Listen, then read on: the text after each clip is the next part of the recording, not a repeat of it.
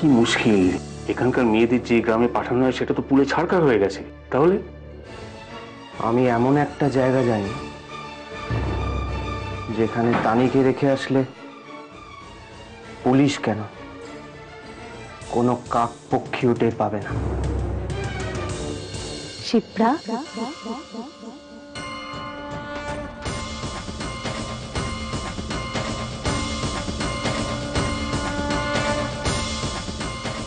বিপদ, তানির সামনে ঘোর বিপদ। তোর মেয়েকে নিয়ে চক্রান্ত চলছে আর তুই ঘুমোচ্ছিস। ওঠ মা, ওদের তুই বাধা দে। তুই ছাড়া তোর মেয়েকে বাঁচাবে কে?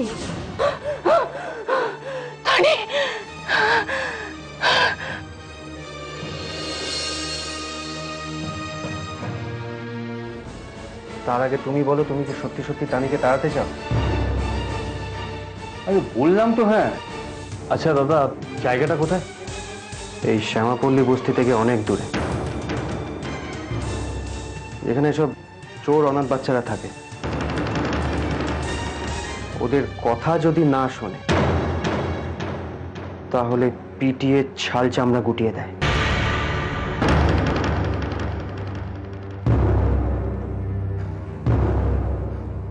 যার জন্য অনেক বাচ্চা মরেও গেছে।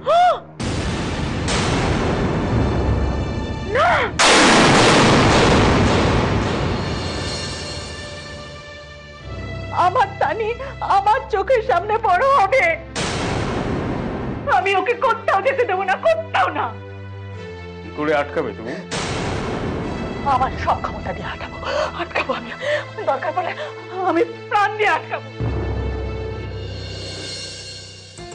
চেষ্টা করে দেখো, ক্ষমতা দিয়ে আটকাতে যদি পারো তানিকে, দেখবো তোমার ক্ষমতা বেশি না আমাদের ক্ষমতা বেশি।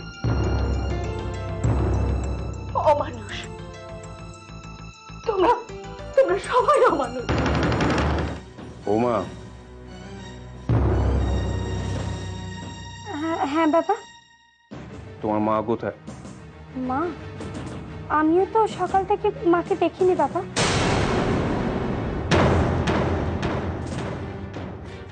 আর ঘরের দরজাও তো ভেজানো,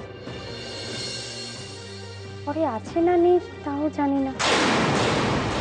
কিরে বাবলু, কি হয়েছে? কানুপুরো খুব অসুস্থ, বুকে খুব ব্যথা উঠেছে, মনে হয় হাসপাতালে নিতে হবে। আপনি একবার চলেন জগন্নাথ। চল মনোজ। চল চল চল, কখন একটু আগে।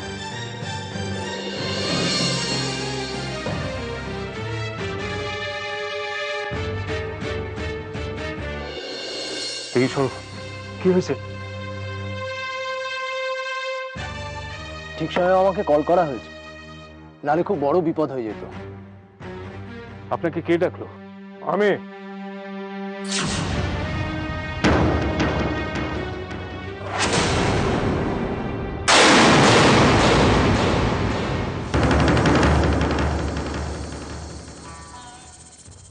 ভাগ্যিস আপনি ছিলেন শক্তিদা,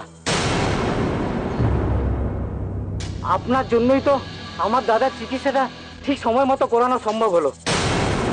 বাবলু,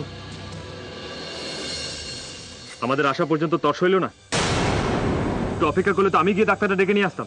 এই মনোজ, এই মানুষটা মরে গেলে ডাক্তার ডাকতে এসেছি রে? হ্যাঁ, প্রধান সাহেবের ছেলের মাথা একদম ভূষা ভর্তি আছে। ছাড়তে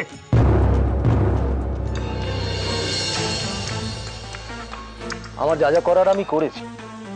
আমার মনে হয় ওনাকে হাসপাতালে ভর্তি করে দেওয়াই ভালো। হাসপাতালে?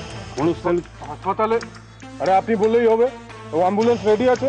আরে বাহ, এসব বস্তিবাসী আমার বাপ মা ভাই আছে, আমি এদের জন্য করব না তো কে করবে বলে? ওনাকে হাসপাতালে নিয়ে চলুন, আমি রেফার করে দিচ্ছি। ঠিক আছে।